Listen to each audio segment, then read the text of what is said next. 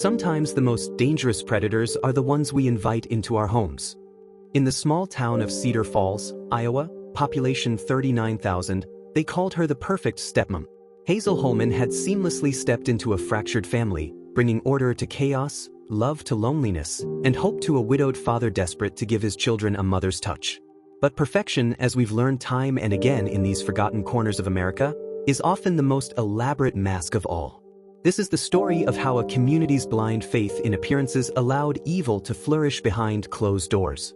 How a justice system failed the most vulnerable among us. And how the truth, when it finally surfaced, would shatter everything Cedar Falls thought it knew about the woman they'd welcomed with open arms. Welcome to Man's Dark Nature. I'm your host, and tonight, we're pulling back the curtain on a case that local authorities tried desperately to bury, until the evidence became too damning to ignore. Picture this. A beautiful autumn day in 2019. The maples lining Elm Street are painted in brilliant reds and golds, their leaves dancing in the crisp October breeze. Children's voices echo from the playground at Cedar Elementary, where 8-year-old Emma Richardson pushes her 6-year-old brother Tommy on the swings, their laughter pure and innocent. Their father, David Richardson, watches from a park bench, his eyes carrying the weight of a man who'd buried his wife just 18 months earlier. Sarah Richardson had lost her battle with cancer, leaving behind a grief-stricken husband and 2 children who still asked when mommy was coming home. But on this particular day, David isn't alone on that bench. Sitting beside him is Hazel Holman, 34 years old, auburn hair catching the sunlight, green eyes that seem to hold genuine warmth as she watches the children play. She'd been volunteering at the grief support group where David sought solace, and slowly, carefully, she'd begun weaving herself into the fabric of their broken family. She was like an angel, David would later tell investigators, his voice breaking with the kind of pain that comes from realizing you've been deceived by someone you trusted with your children's lives. Hazel understood our loss. She never tried to replace Sarah, she just fit. Like she'd always been meant to be there. 6 months later, in April 2020, David and Hazel exchanged vows in a small ceremony at Cedar Falls Community Church.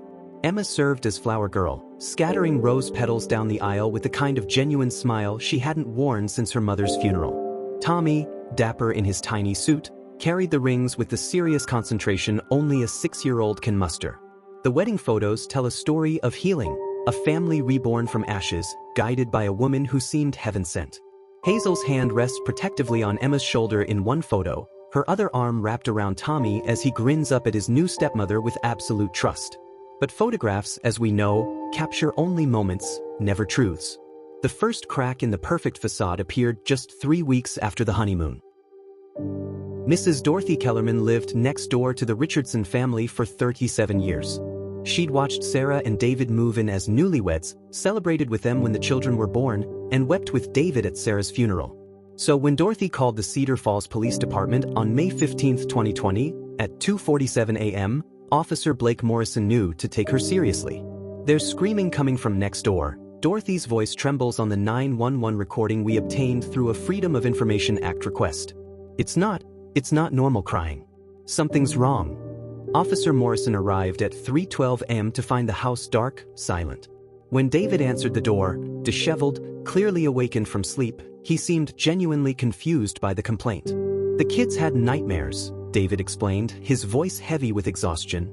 Hazel's been helping them adjust. Sometimes they get upset when she tries to, establish boundaries. Sarah was more lenient. Morrison's report, buried in a filing cabinet for 3 years until our investigation uncovered it, notes, homeowner cooperative. No signs of disturbance. Children appeared to be sleeping peacefully when observed through bedroom doorway. No further action required. But Morrison's report omitted crucial details. Details we discovered when we tracked him down at his new job in Waterloo, Iowa. Details that haunt him to this day. I saw the fear in that little girl's eyes, Morrison told us during our interview, his hands shaking as he lit his 3rd cigarette in 20 minutes. Emma was supposed to be asleep, but she was peeking around the corner, watching us. When she saw me looking at her, she just vanished. Like she was terrified of being seen. Morrison requested a follow-up wellness check. His supervisor, Chief Robert Donnelly, denied the request. Donnelly told me I was overstepping, Morrison recalls, his voice thick with regret. Said Hazel Holman was a respected member of the community, that the family was going through normal adjustment issues. He made it clear that pursuing this would be problematic for my career. Sound of children's voices, distorted and echoing. The screaming incidents became a weekly occurrence. Dorothy Kellerman called the police 6 more times over the next 4 months. Each time, officers arrived to find the same scene. David apologetic and embarrassed, Hazel supportive but slightly annoyed by the misunderstandings, and the children nowhere to be seen. What Dorothy didn't tell police, what she only revealed to us after years of guilt ate away at her conscience, was what she witnessed through her kitchen window on those sleepless nights. "I saw Hazel in the backyard at 3 a.m., Dorothy whispers, her 78-year-old hands trembling as she pours coffee in her spotless kitchen. She was burning something in a metal barrel. Papers close? I don't know what else. But the way she moved, so methodical, so calm while those children were screaming, it was like she was erasing evidence of something terrible." Cedar Elementary School sits on Maple Avenue like a red brick guardian of childhood innocence. Its halls echo with the sounds of learning, laughter, and the kind of carefree joy that only exists in those precious years before the world reveals its darker truths. It was here, in this sanctuary of education and safety, that the first real warning signs began to surface. Mrs. Jennifer Walsh had been teaching 3rd grade for 15 years when Emma Richardson entered her classroom in September 2020. What she witnessed over the following months would shake her faith in the system designed to protect children. Emma changed, Mrs. Walsh tells us from her living room, her voice carefully controlled but her eyes betraying years of unresolved anguish. Before Hazel, she was this bright, creative little girl who loved to tell stories. After the marriage, she became hollow, like someone had dimmed her light switch. The changes were subtle at first. Emma, once eager to share tales of family adventures, grew silent during "what I did this weekend" discussions. Her artwork, previously filled with rainbows and smiling families, turned dark, houses with black windows, stick figures with no faces, and disturbing images of children hiding in corners. But it was Tommy's kindergarten teacher, Ms. Rebecca Stone, who first documented what would later become crucial evidence. Tommy started having accidents, Ms. Stone recalls, her professional composure cracking slightly. Not just occasional incidents, daily accidents. He would sit in soiled clothes for hours rather than ask to use the bathroom. When I asked him why, he said Hazel told him only babies need to go potty during the day. The school implemented a bathroom schedule for Tommy, ensuring he had regular opportunities without having to ask. But the psychological damage was already taking root. Mrs. Walsh began keeping detailed notes, documentation that would prove vital when the truth finally emerged. Her observations paint a disturbing picture. October 15, 2020, Emma arrived with unexplained bruises on her upper arms. When asked, she claimed she fell off her bike. No bike visible when mother picked her up. November 3, 2020, Tommy refused to eat lunch for the 3rd consecutive day. When pressed, he said he's not allowed to be hungry at home and needs to save room for dinner punishment. December 8, 2020, Emma submitted a creative writing assignment titled, "The House Where Children Disappear." Story describes a woman who makes children go away when they're bad. Deeply concerning content. Both teachers filed reports with the school counselor, Maria Vasquez.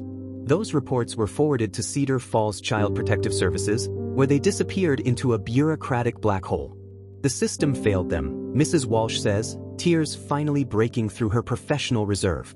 "We saw the signs. We reported the signs."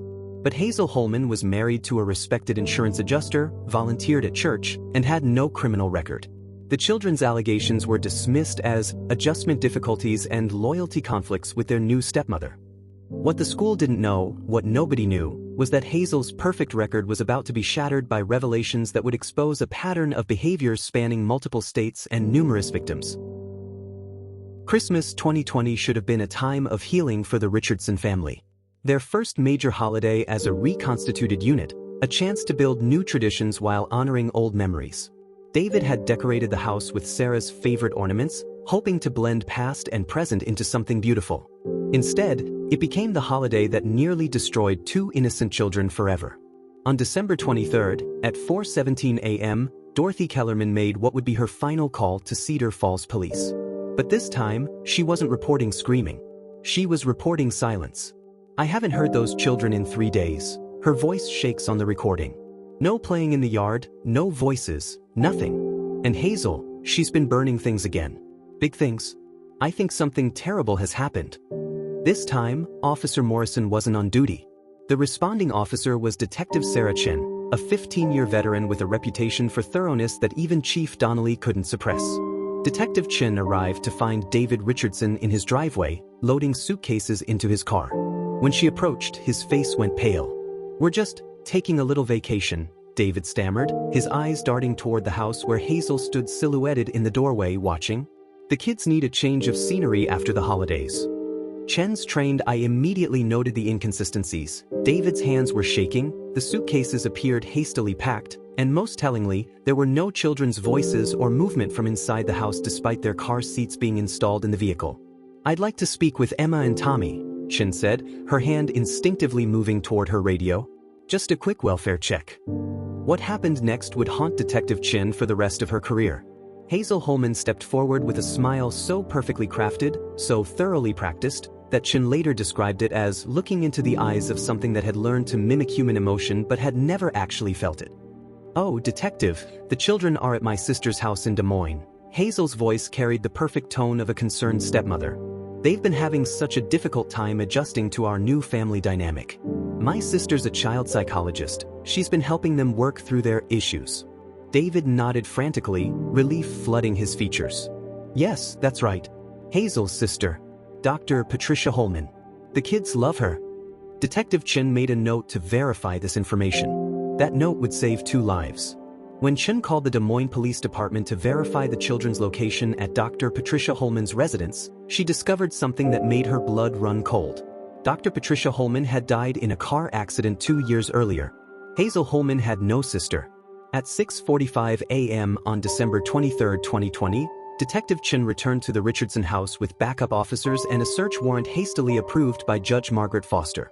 What they found in the basement would become evidence in one of Iowa's most disturbing child abuse cases. The basement had been converted into what investigators would later describe as a sensory deprivation chamber. The windows were boarded up and painted black. Sound-dampening material covered the walls. In the corners sat 2 small cages, dog kennels that had been modified with locks. Inside those cages, Detective Chen found Emma and Tommy Richardson. They were alive, Chen tells us, her voice barely above a whisper as she relives that moment. Barely conscious, severely dehydrated, covered in their own waste. But alive. Emma looked up at me with these huge eyes and whispered, "Are you here to take us to heaven with Mommy?"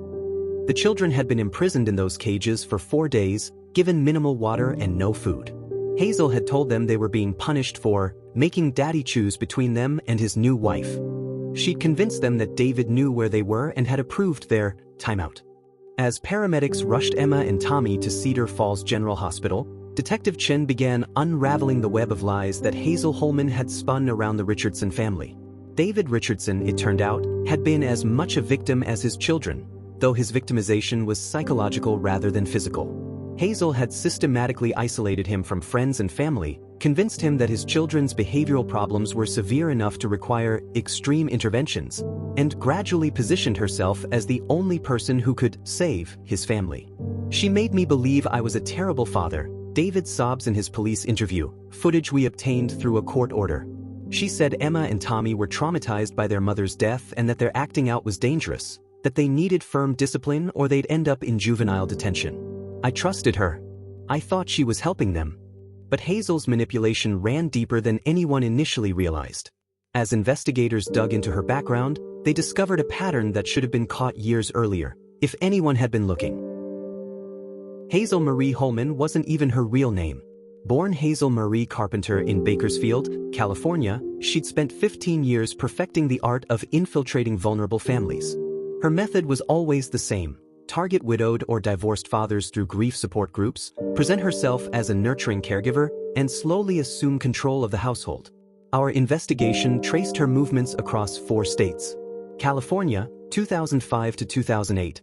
Married Robert Chen, no relation to Detective Chen, a widower with twin daughters. The marriage ended when Robert's mother discovered the girls locked in a shed during a surprise visit. Charges were filed but mysteriously dropped when Hazel disappeared, leaving no forwarding address. Nevada, 2009 to 2012. Engaged to Marcus Williams, father of 3 young boys. The engagement ended abruptly when Williams found his 4-year-old son unconscious in a closet. The boy survived but suffered permanent hearing damage. Williams was told by police that without witnesses, the incident couldn't be prosecuted as anything more than an accident. Arizona, 2013 to 2016, briefly married to Thomas Brennan, whose 7-year-old daughter allegedly fell down the stairs twice in 6 months, resulting in a broken arm and severe concussion. When Child Services investigated, Hazel provided medical documentation showing the child had a rare balance disorder that caused frequent falls. The documentation was later discovered to be falsified, but Hazel had already vanished. Colorado, 2017 to 2019, most recently connected to the unexplained death of 5-year-old Michael Torres, whose father had been dating Hazel for 8 months. Michael's death was ruled accidental drowning in the family bathtub, but the coroner's report noted unusual bruising patterns consistent with restraint. No charges were filed. Each time, Hazel had reinvented herself. New last name, new backstory, new credentials. She'd learned to exploit the gaps in communication between state agencies, the reluctance of overwhelmed child welfare systems to pursue complex cases, and society's dangerous assumption that women, particularly those who sought out motherless children, were inherently nurturing and safe. But her luck was about to run out. "Tell me about the basement." Detective Chen's voice is steady, professional, as she sits across from Hazel Holman in interview room B of the Cedar Falls Police Department. Hazel's perfectly manicured hands rest calmly on the metal table, her green eyes betraying nothing. "I don't know what you mean," Hazel replies, her voice carrying just the right amount of confusion and hurt.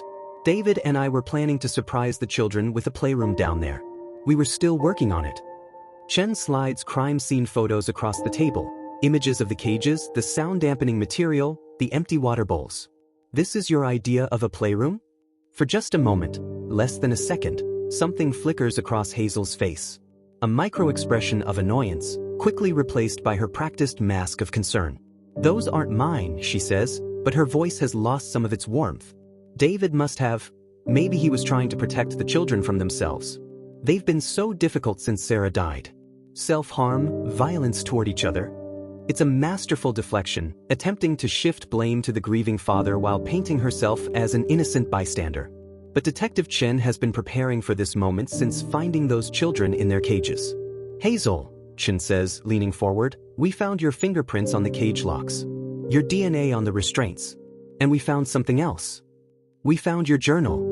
Hidden behind a false wall in the basement, investigators had discovered Hazel's detailed documentation of what she called her behavioral modification program. Written in her neat cursive handwriting, the journal reads like a manual for psychological torture. Day 12. Emma continues to resist authority. Increased cage time to 6 hours. No food until compliance achieved. Note, child shows signs of breaking. May need to escalate. Day 18. Tommy wet himself during lesson about obedience. Standard punishment protocol applied. David remains unaware. He believes children are at school activities. Day 23. Emma attempted to tell neighbor about games. Corrective measures implemented. Child now understands consequences of disloyalty. The journal contained 127 entries spanning 8 months, detailing a systematic campaign of abuse designed to break the children's spirits while maintaining the illusion of a perfect family. As Detective Chin read excerpts from the journal, Hazel Holman's mask finally slipped completely. The woman who'd spent years perfecting the role of caring stepmother revealed herself to be something far more sinister. A predator who specifically targeted vulnerable children and the fathers desperate to give them stable homes. "Those children were broken when I found them," Hazel snarls, all pretense of warmth gone from her voice. "I was fixing them, teaching them discipline, respect, obedience. David was too weak, too consumed by grief to do what needed to be done." As Hazel Holman's case moved through the justice system, a broader pattern of institutional failure began to emerge, one that allowed a serial child abuser to operate freely for over a decade. Our investigation revealed that Chief Robert Donnelly had received donations totaling $15,000 for the Police Benevolent Fund from accounts linked to Hazel Holman over the course of her 18 months in Cedar Falls. When confronted with this evidence, Donnelly claimed the donations were coincidental and unrelated to any law enforcement decisions. Child Protective Services caseworker Amanda Torres, no relation to victim Michael Torres, admitted during our recorded interview that she'd closed the Richardson case file without conducting a home visit. "We were understaffed and overwhelmed," Torres explains, her voice defensive. The report seemed like typical adjustment issues for a blended family. Hazel had impeccable references, and David Richardson was cooperative whenever we called. Those impeccable references included forged letters from psychologists, fabricated employment records, and testimonials from previous families that our investigation proved had never existed. Dr. Elizabeth Harper, a forensic psychologist who evaluated the children after their rescue, provided expert testimony that would prove crucial in understanding Hazel's methodology. This was not random abuse, Dr. Harper explains during our interview. Hazel Holman employed sophisticated psychological manipulation techniques typically seen in cases of organized trafficking or cult indoctrination. She understood exactly how to exploit the children's grief over their mother's death, their desire for family stability, and their father's guilt about remarrying. The psychological evaluation revealed that Emma and Tommy had been subjected to a carefully orchestrated program designed to destroy their sense of self-worth and replace it with absolute dependence on their abuser. But perhaps the most damning evidence of systemic failure came from the interstate communication records we obtained through Freedom of Information Act requests filed in all 4 states where Hazel had operated. Not once had any agency attempted to verify her background across state lines. Not once had anyone connected the pattern of child abuse allegations that followed her like a shadow. Not once had the system designed to protect children actually protected them. The trial of Hazel Holman began on September 15, 2021, in the Black Hawk County Courthouse. What should have been a straightforward case of aggravated child abuse became something far more complex as the prosecution unveiled the full scope of Hazel's predatory behavior. Assistant District Attorney Michael Foster presented evidence that Hazel had been operating what he termed a mobile child abuse enterprise, specifically targeting grieving families across multiple states. Her victims numbered at least 12 children over 15 years, with authorities suspecting additional cases that remain undiscovered. The defendant didn't abuse children impulsively, Foster argued, his voice carrying the weight of undeniable evidence. She selected her victims methodically, groomed their fathers systematically, and executed her abuse with the precision of someone who had perfected her techniques through years of practice. One by one, survivors from Hazel's previous relationships took the stand. Robert Chin, now 52, testified about finding his twin daughters locked in a shed for 18 hours during a California heatwave. Marcus Williams described the months of medical treatment his son required after his accident in Nevada. Thomas Brennan broke down while recounting his daughter's repeated falls that left her with permanent mobility issues. But it was Emma Richardson's testimony that would prove most devastating. She said, "Mommy sent her to teach us to be good." Emma's 9-year-old voice carries through the hushed courtroom via closed-circuit testimony designed to protect her from further trauma. She said if we told Daddy about the cage time, Mommy would be disappointed in us and wouldn't let us come to heaven when we died. The manipulation was breathtakingly cruel, using the children's grief over their mother's death as a weapon to ensure their silence about ongoing abuse. Hazel had convinced them that their suffering was somehow connected to their mother's approval, creating a psychological prison even more effective than the physical cages in the basement. On November 8, 2021, after less than 4 hours of deliberation, the jury found Hazel Marie Holman guilty on all counts: 2 counts of first-degree kidnapping, 4 counts of child endangerment, 2 counts of aggravated assault, and 1 count of conspiracy to commit child abuse. Judge Margaret Foster sentenced her to life in prison without the possibility of parole, the maximum sentence available under Iowa law. The defendant has shown herself to be a danger to children everywhere, Judge Foster declared, her voice ringing with finality. Her systematic targeting of vulnerable families, her sophisticated methods of manipulation, and her complete lack of remorse demonstrate that she cannot be safely returned to society. But justice for Hazel Holman couldn't undo the damage she'd inflicted. Emma and Tommy Richardson spent 18 months in intensive therapy, working to rebuild their sense of safety and trust. David Richardson struggled with guilt and depression, ultimately relocating his family to Oregon to escape the memories that haunted every corner of their Cedar Falls home. The kids are doing better, David tells us during our phone interview, his voice carrying hope tempered by hard-won wisdom. Emma's starting to tell stories again. Different stories than before, but that light in her eyes is coming back. Tommy, he's learning that it's okay to ask for what he needs. It's a process, but we're healing. As we close this investigation into the case of Hazel Holman, we're left with questions that extend far beyond one woman's capacity for evil. How many other predators are operating in plain sight, using society's assumptions about maternal instincts and family values as camouflage for unspeakable acts? How many children are suffering in silence while the systems designed to protect them fail to communicate across jurisdictional lines? And how many red flags will we continue to ignore because they come wrapped in the attractive package of someone who seems to offer exactly what a broken family needs? Chief Robert Donnelly retired quietly in March 2022, his pension intact despite questions about his handling of the Richardson case. The donations from Hazel Holman's accounts were never officially investigated. Child Protective Services caseworker Amanda Torres was reassigned to administrative duties. No disciplinary action was taken. The interstate database system that might have caught Hazel's pattern years earlier remains underfunded and largely ineffective.